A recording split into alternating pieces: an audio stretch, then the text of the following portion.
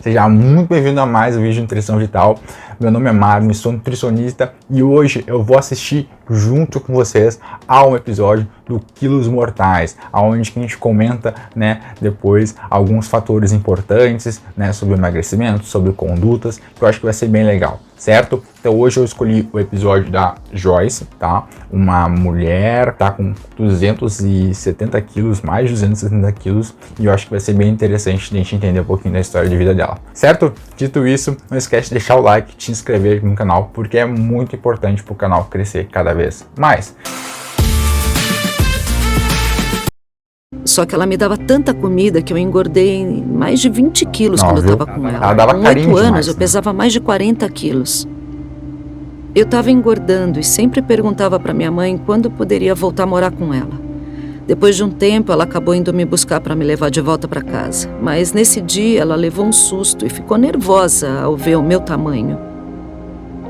Quando a Joyce morava com a minha mãe, eu não imaginava que a minha mãe estava dando tanta comida para ela.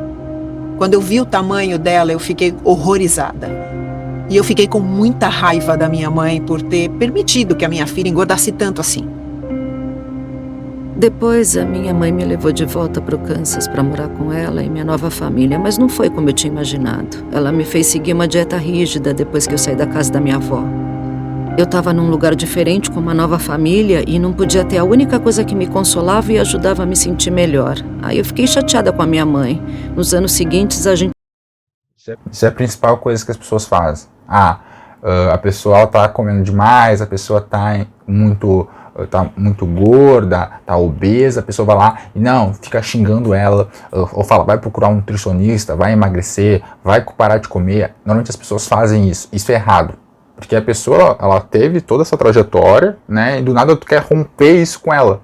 Tu quer, não é comer isso, não é poder comer aquilo, e faz uma dieta super restritiva. Como é que fica a cabeça da pessoa? Se tu tá acostumado com aquilo, de comer aquele tipo de alimento, de fazer aquela refeição, com uma grande quantidade de refeição, de uma hora para outra tu vai parar, entende? É praticamente inviável, e normalmente as pessoas fazem isso, e o que acontece? Piora ainda mais, porque tu tem aquele efeito de supressão que a gente chama, de tu suprimir aquilo ali contigo, minha mãe não quer que eu coma aquele alimento e eu vou guardando isso pra mim, eu vou ficando cada vez mais triste, quanto mais triste eu tiver, pior vai ser depois, porque eu vou sentir mais vontade de comer aquele alimento, e eu vou ficando triste, eu vou guardando aquilo pra mim, uma hora eu estouro, ou eu começo a comer escondido, e eu tenho muitos mais casos de compulsão alimentar, por exemplo. Então são uma série de coisas que tu vai começando a desenvolver, eu já vejo aqui que vai ter isso ali na frente.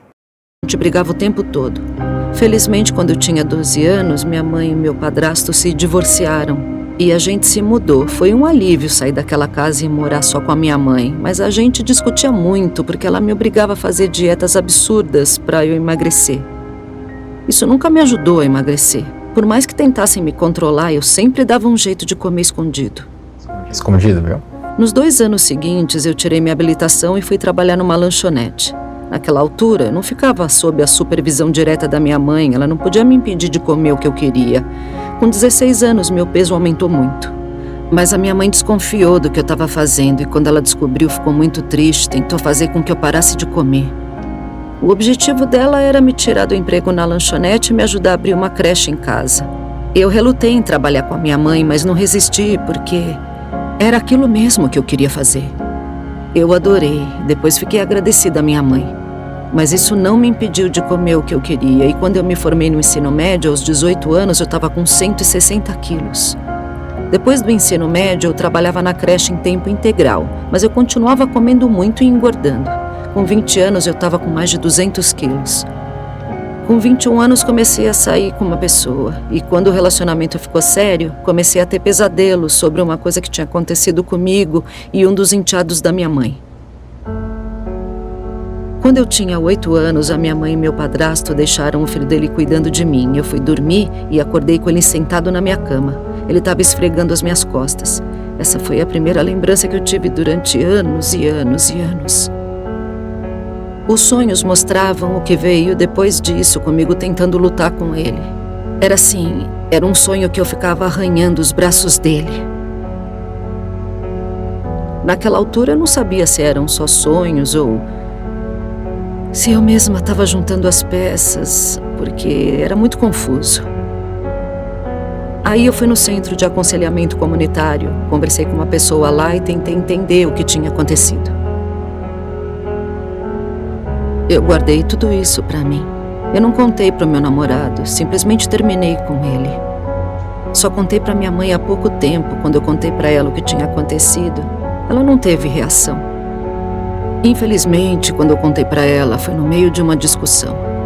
Eu não falei com muito tato e ela falou: "Você nunca me contou nada disso." E eu falei: "Eu não queria deixar todo mundo nervoso e chateado." E aí esse assunto acabou morrendo ali mesmo. Na época, as lembranças reprimidas haviam retornado e eu tentei superar e seguir com a minha vida. Me concentrei em montar o negócio da creche com a minha mãe. Continuei engordando e estava com quase 230 quilos com 25 anos. Foi nessa época que o meu pai faleceu. Ele teve um ataque cardíaco com 44 anos, por causa do excesso de peso. Eu sabia que ia acabar como ele. Comecei a comer menos para... Então a gente vê que ninguém chega, né, ao peso que ela tá hoje à toa, tá? Então não adianta tu ficar criticando a pessoa ou muitas vezes tu se cobrando, né? Então existe todo um processo atrás. Então tu tem vários traumas que levou ela a ter esse peso, né? Então é bem interessante deixar bem claro isso, né? Que muita gente acha, não, é preguiçosa, é isso, é aquilo. Não, são série de coisas que vão acontecendo, que vão levando aquela pessoa a estar naquele estado ali. Né? Então é super importante deixar claro e também ver aí que a família, né? A gente viu ali que a mãe dela, né, tem ali o pai dela, na verdade, né, morreu ali e era uma pessoa bem obesa também, então é importante que tenha essa questão da família envolvida ali também, mesmo que ele não esteja ali perto. Administrava tudo, os dias eram estressantes, a comida me ajudava. O movimento era tanto que eu precisei contratar mais gente e contratei a minha melhor amiga Dawn. Certo.